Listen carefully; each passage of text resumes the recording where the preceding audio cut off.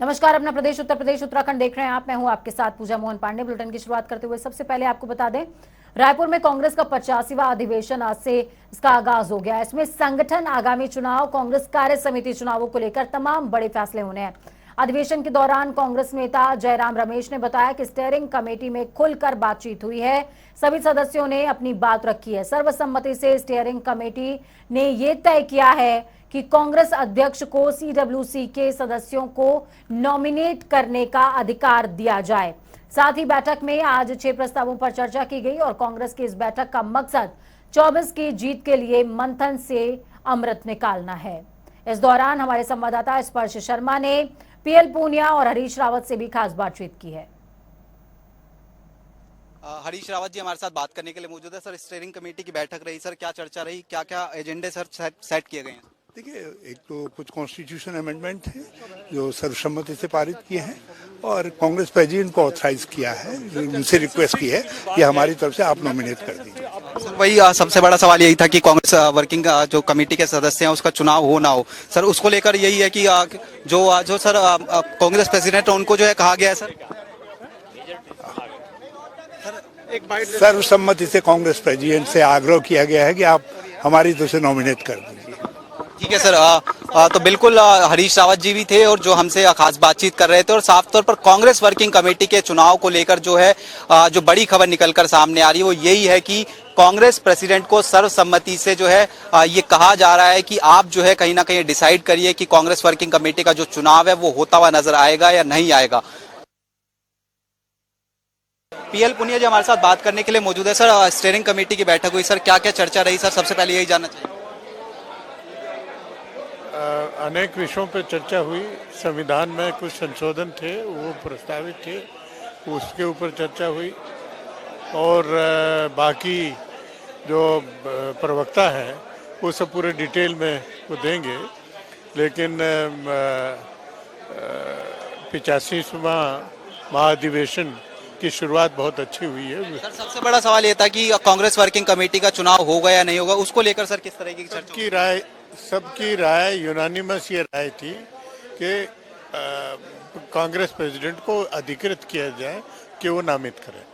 Sir, ये बड़ी जानकारी कांग्रेस वर्किंग कमेटी के चुनाव को लेकर कि कांग्रेस प्रेसिडेंट को जो है कहीं ना कहीं जो है कहा गया है कि वो जिस तरीके का डिसीजन लेते हुए नजर आएंगे वही जो है सर्वमान्य होता हुआ नजर आएगा। स्पर्श शर्मा फोन लाइन पर जुड़ गए हमारे साथ में। स्पर्श, क्या कुछ अपडेट है? बैठक का दौर लगातार चल रहा है, 85वां अधिवेशन है। सबसे बड़ी बात कि गांधी परिवार का कोई भी सदस्य इस बैठक पे मौजूद नहीं, यानी कि सीधे तौर पर इस अधिवेशन से ये मैसेज देने की कोशिश है कि मल्लिका अर्जुन खड़गे ही सर्वे सर्वा होंगे, उनका निर्णय ही सर्वमान्य होगा। साथ में ये भी कहा जा रहा है कि सीडब्ल्यूसी का चुनाव अभी नहीं होगा फिलहाल। चलिए, एक बार फिर से हमारी कोशिश होगी कि स्पर्श से जुड़ा जा सके। रायपुर से स्पर्श आपको पल पल की अपडेट दे रहे हैं। रायपुर में कांग्रेस का 85वां अधिवेशन चल रहा है, जिसमें अगर उत्तराखंड की बात करें तो 28 सदस्य उत्तराखंड के मौजूद हैं। साथ में 46 से ज्यादा सदस्य उत्तर प्रदेश से मौजूद हैं, जिसमें अंशु अवस्थी हो गए, प्रदेश अध्यक्ष ब्रजलाल खाबरी मौजूद है, इमरान प्रतापगढ़ी जो कि राज्यसभा सदस्य हैं वो मौजूद हैं। साथ में प्रमोद तिवारी, आराधना मोना मिश्रा के पिता हैं प्रमोद तिवारी, वो भी मौजूद है। आराधना मोना मिश्रा भी नजर आ रही हैं अधिवेशन में। नसीमुद्दीन सिद्दीकी, जिन्होंने बीएसपी का दामन छोड़ करके अभी हाल ही में कांग्रेस ज्वाइन करी है, नकुल दुबे भी इस बैठक का हिस्सा हैं, अधिवेशन में मौजूद हैं। सबसे बड़ी बात यह कि इस बैठक के दौरान बहुत कुछ नया और बहुत कुछ आमूलचूल परिवर्तन कांग्रेस में देखने को मिलेगा, ये माना जा रहा है।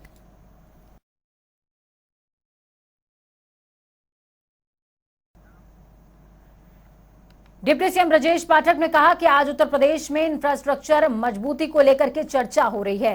कायाकल्प की योजना के अंतर्गत तमाम स्कूल सही हो चुके हैं। साथ ही उन्होंने कहा कि विपक्षी दलों के पास कुछ कहने के लिए है ही नहीं और सपा के शासनकाल में दबंगई, गुंडाई और सरकारी संसाधनों की लूट हुआ करती थी। देखिए, उत्तर प्रदेश का जो नैरेटिव है, उत्तर प्रदेश का विमर्श बदल चुका है।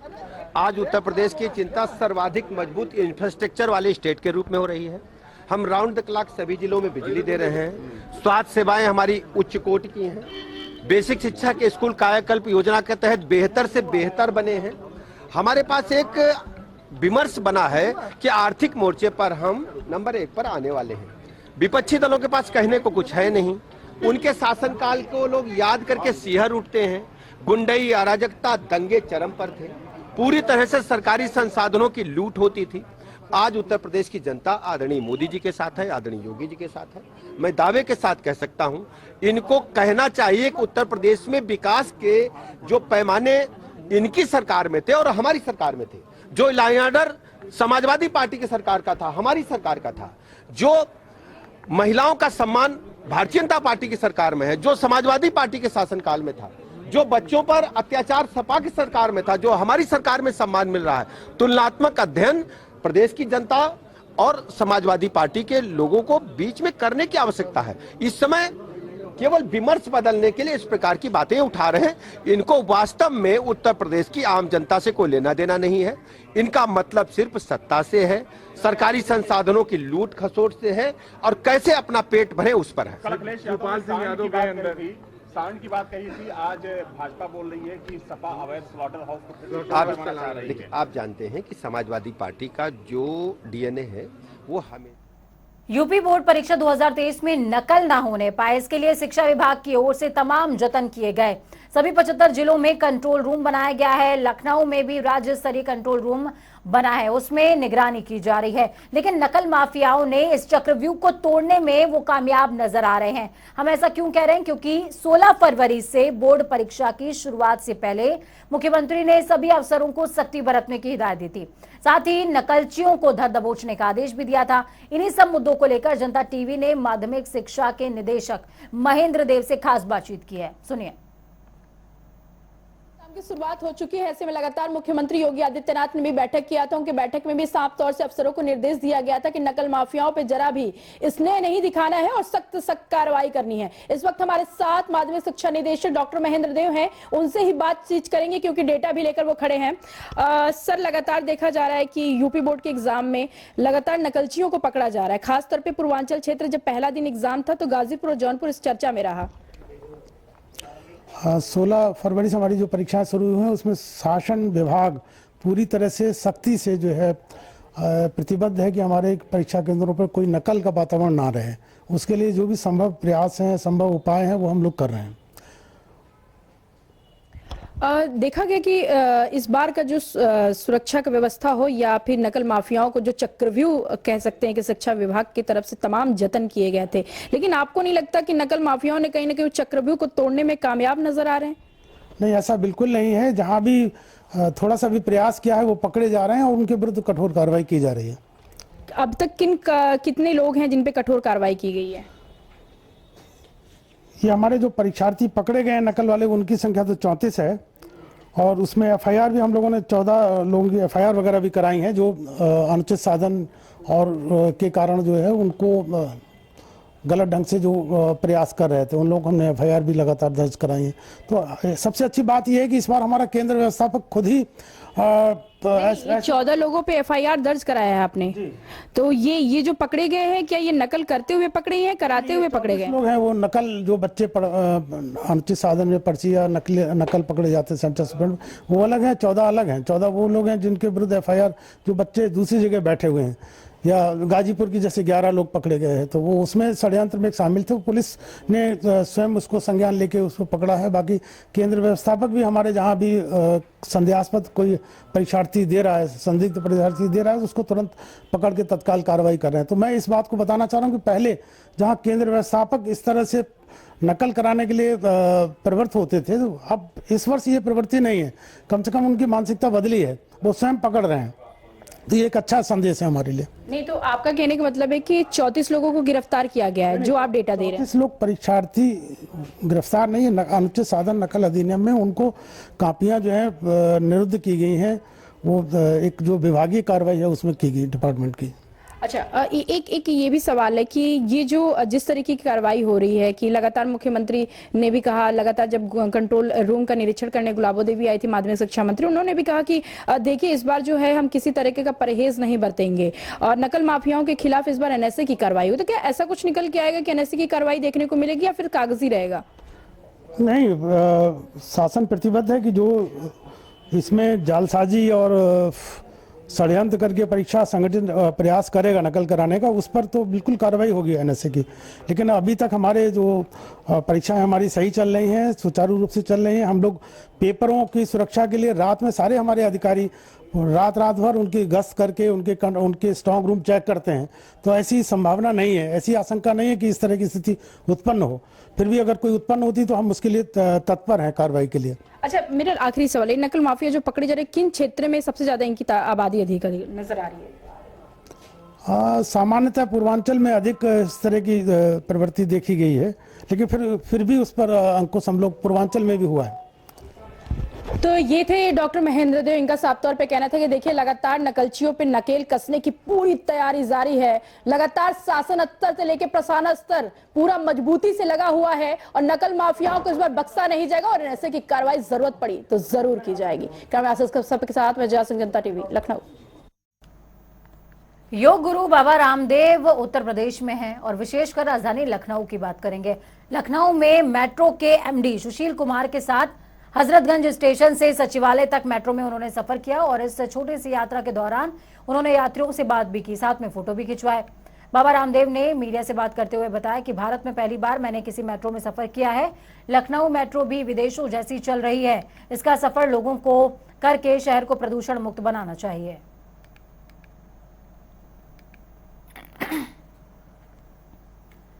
महाकुंभ 2025 की तैयारियों को लेकर आज संगम नगरी प्रयागराज पहुंचे प्रमुख सचिव अनुराग श्रीवास्तव और विशेष सचिव राजेश पांडे ने सर्किट हाउस में अचानक बैठक बुलाई, जिससे अधिकारियों में हड़कंप मच गया। तो वहीं प्रमुख सचिव और विशेष सचिव ने जिलाधिकारी प्रयागराज संजय खत्री और अन्य अधिकारियों के साथ में बैठक की है और पीएम मोदी के जल जीवन मिशन को लेकर प्रयागराज में अधिकारियों संग समीक्षा बैठक में वो कई अहम निर्देश देते हुए भी नजर आए। तो ये माननीय प्रधानमंत्री जी की और मुख्यमंत्री जी की फ्लैगशिप स्कीम है जल जीवन मिशन। इसमें चारों जिलों में जो प्रगति हो रही है उसकी समीक्षा की गई है। पिछले कुछ समय में प्रगति ठीक हुई है, इस इम्प्रूवमेंट हुआ है, लेकिन अभी भी बहुत चीज़ें करने को बाकी हैं। तो हमने एजेंसीज को, टीपीआई को और अपने अधिकारियों को निर्देश दिए हैं कि 2024 तक हर घर तक पानी पहुँचाना ही पहुँचाना है। एक तो ये जल जीवन मिशन की बात है। दूसरी बात यह है कि प्रयागराज में कुंभ आ रहे हैं 2024 में, तो जो सीवर का पानी जा रहा है या अनट्रीटेड वाटर नदी में जा रहा है, उसको पूरी तरह से कुंभ के पहले टैप करना है। इसकी आज रणनीति बनाई गई है, उसको जो रणनीति है उसको कार्य रूप दिया गया है और हम लोग ये सुनिश्चित कर रहे हैं कि कोई भी सीवेज वाटर 2024 के कुंभ के पहले सारा टैप हो जाए। यहाँ औरैया जिले पहुंचे राकेश टिकैत ने कहा कि सरकार बुलडोजर नीति के हिसाब से देश चला रही है। पूरे देश में डराने धमकाने का काम सरकार कर रही है। जो सरकार के नुमाइंदे हैं उनके मकान सील होंगे और जो सरकार के विरोधी हैं उनके मकानों पर बुलडोजर चलेगा। ये सरकार की नीति है। ये कानून को ना मानने वाली सरकार है।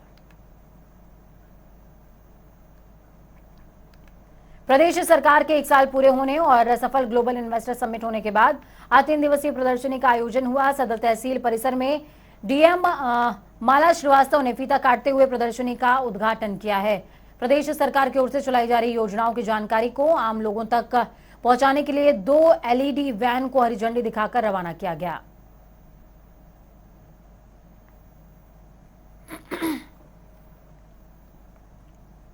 बीजेपी प्रदेश प्रभारी दुष्यंत गौतम उत्तराखंड के दौरे पर हैं और आज उन्होंने प्रदेश स्तरीय कार्यशाला की अध्यक्षता भी करी। कार्यशाला में लगभग 150 पदाधिकारी शामिल हुए। अब ये समझिए कि आखिरकार ये बैठक खास क्यों थी। असल में सभी को अनुमान था कि बैठक में संगठनात्मक विस्तार की तस्वीर साफ होती नजर आएगी, लेकिन हुआ कुछ ऐसा जिसने सबको चौंका दिया। बैठक में पार्टी विरोधी काम करने वाले कार्यकर्ताओं पर बीजेपी ने एक्शन लेते हुए लिस्ट तैयार कर ली है। आपको बता दें, ऐसे कार्यकर्ताओं पर भाजपा जल्द ही कार्रवाई करने के मूड में है और ये बात बीजेपी प्रदेश प्रभारी दुष्यंत गौतम ने खुद कही है। उनका कहना है कि भाजपा ने संगठन स्तर पर दायित्व को लेकर फाइल तैयार कर ली है और इसकी तैयारी अभी चल भी रही है और सभी के साथ बैठक करके जल्द ही नामों को फाइनल भी करेंगे। लेकिन ऐसे कार्यकर्ता जिन्होंने चुनाव के दौरान पार्टी विरोधी काम किया, उनको इस लिस्ट से दूर रखा जाएगा और उन पर कार्रवाई भी होगी। देखिए, ये लोकतंत्र है, कोई किसी को लिस्ट नहीं देता, मिलकर बैठकर लिस्ट बनाई जाती है। वो मिलकर बैठकर लिस्ट बनेगी। सभी अनेकों अनेक कार्यकर्ता जो वर्षों से पार्टी का योगदान कर रहे हैं, पार्टी को आगे बढ़ाने का काम कर रहे हैं, उस पर ध्यान दिया जाएगा। साथ साथ अभी जो चुनाव गए हैं इसमें किसी ने भी पार्टी विरोधी काम किया गया है, उनको कोई भी स्थान नहीं दिया जाएगा। तो कब तक संभावना है सर? होली से पहले उम्मीद है या थोड़ा और इंतजार करेंगे कार्यकर्ता? संभावना, मैं भी संभावना के लिए आया हूँ। मुझे भी उम्मीद है कि पहले हो जाएगी, अगर नहीं होगी तो बाद में हो जाएगी जल्दी। महाराष्ट्र के राज्यपाल पद से इस्तीफा देने के बाद भगत सिंह कोश्यारी वापस उत्तराखंड लौट आए हैं और राजनीतिक जानकारों की माने तो भले ही भगत सिंह कोश्यारी ने राजनीति से दूरी की बात स्पष्ट कर दी हो, लेकिन उत्तराखंड की जनता उन्हें ज्यादा दूर रहने देगी नहीं। आपको बता दें, उत्तरांचल प्रेस क्लब पहुंचने पर कोश्यारी ने कई मुद्दों पर बेबाकी से जवाब भी दिया। तो वहीं राजनीतिक सवालों से बचते हुए नजर आए, तो वहीं उनका कहना है कि सरकार में सब कुछ सामान्य चल रहा है। मैं, आप सब जानते हैं कि प्रारंभिक शिक्षा के जीवन से लेकर के एक मेरा जीवन का वृत्त समाज का काम करना, शिक्षा का काम करना और समाज के उत्थान में अपना सहयोग देना, इसीलिए मैंने अपना जीवन समर्पित किया। ये संयोग था कि मुझे जब उत्तराखंड की डिमांड बढ़ने लगी तो उत्तराखंड हमारे राष्ट्रीय भारतीय जनता पार्टी के राष्ट्रीय नेतृत्व ने मुझसे कहा कि नहीं, आप थोड़ा लिखते पढ़ते हैं, आप अगर बीजेपी में आएंगे तो ये जो आंदोलन है इसको सही दिशा मिलेगी।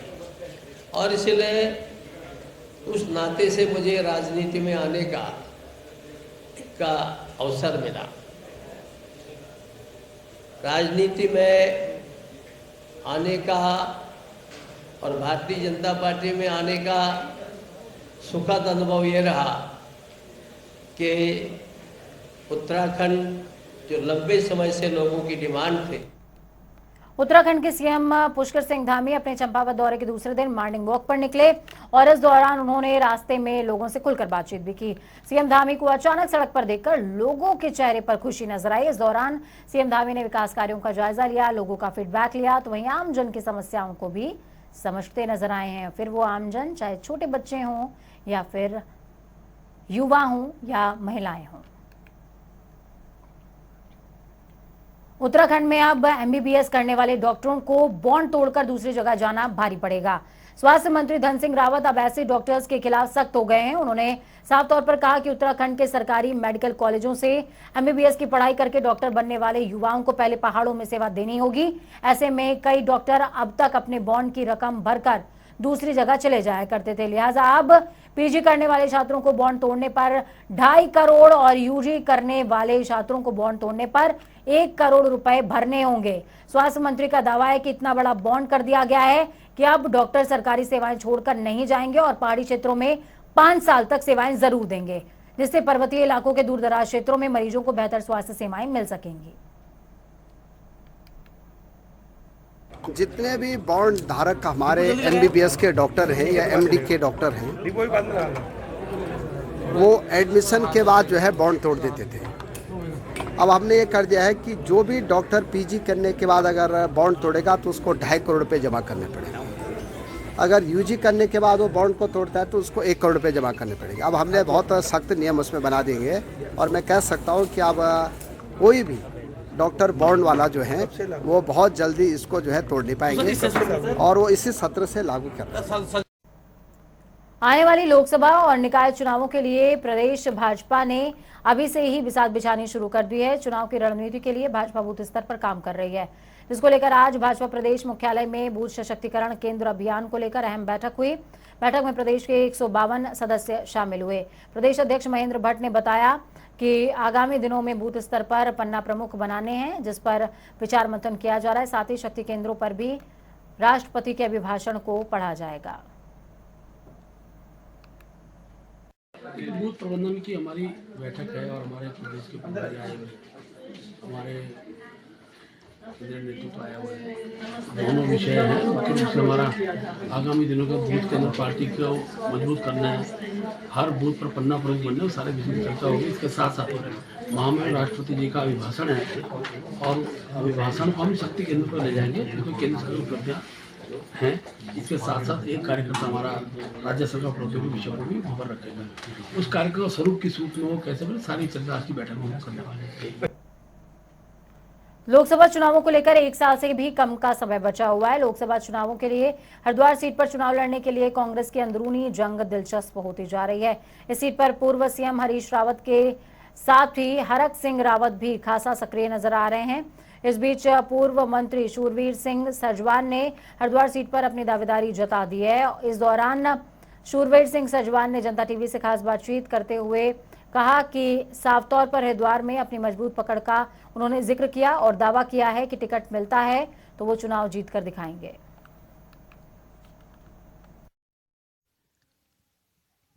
सीनियर होने के नाते हम भी उनके साथ के ही हैं, कोई ऐसा नहीं है, परंतु अब वो उनका स्वभाव है कि वो अकेला चलो पर विश्वास ज़्यादा करते हैं, भाइयों को गले नहीं लगाते, और हम तो उनको हमेशा बड़ा भाई मानते रहे और अंत में पता लगा कि वो हमको अपनी सौत मानते हैं, तो हम क्या करें। हम तो उनको आज भी बड़ा भाई मानते हैं और पूरा सम्मान देते हैं। कहीं सार्वजनिक हमने उनके खिलाफ एक शब्द भी नहीं कहा और ना हमको कहना चाहिए। हम तो उन संस्कारों के हैं कि हम उनके लिए कुछ नहीं कह सकते, चाहे वो कितना ही नुकसान पहुंचाए। हमको पहुंचाया, उन्होंने खूब पहुंचाया, पर हमने सार्वजनिक रूप से उनके खिलाफ कहीं नहीं बोला। और वो उंगली पकड़ के जिनको आगे बढ़ा रहे हैं उनको भी हक बनता है, और जिन लोगों को वो नहीं लेना चाहते साथ, कोई जरूरी नहीं है कि वो हम उन पर दबाव डालें कि उनको साथ लेके चलो। और साथ लेके चलते होते तो 2012 में भी हमारी सरकार बनती, 2017 में तो बनी थी, 2022 में भी हमारी सरकार बनती, 17 में भी, 22 में भी बनती और 2007 में भी बनती।